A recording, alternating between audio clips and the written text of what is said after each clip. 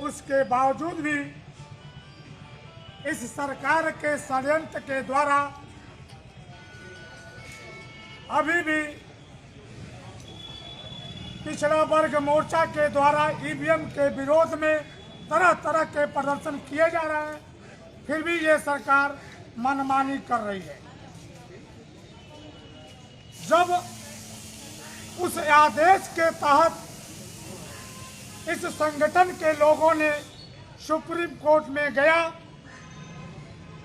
और कहा कि इस ईवीएम के द्वारा जब तक वीवीपैट नहीं लगाया जाएगा तब तक निष्पक्ष और पारदर्शी चुनाव नहीं कराया जा सकता। तो सुप्रीम कोर्ट ने ये आदेश दिया और जो इस समय वर्तमान गवर्नमेंट है इसने सुप्रीम कोर्ट के सामने जाकर के कबूल किया कि 2014 के लोकसभा चुनाव में पूरी तरह से हम वीवीपैट लगाएंगे। लेकिन ये सरकार 2014 के चुनाव में मणिपुर और नागालैंड के तरफ कुछ जगहों पे जाकर के वीवीपैट लगाया और चुनाव करा लिया। तो ये वर्तमान सरकार जनता के द्वारा चुनी हुई सरकार नहीं है, जबकि वीवीपैट और ईवीएम के द्वारा नाजायज चुनी हुई सरकार है। साथियों, जब हम लोगों ने इस संगठन के लोगों ने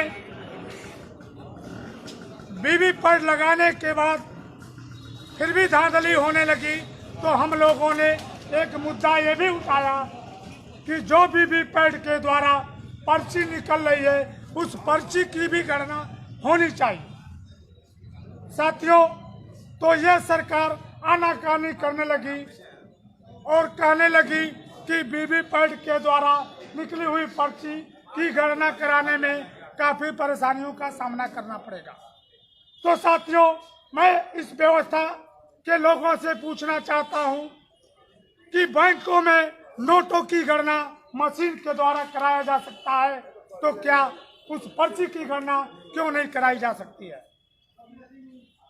तो साथियों, जब हम लोगों ने उस पर्ची की गणना की मांग की तो षड्यंत्र पूर्वक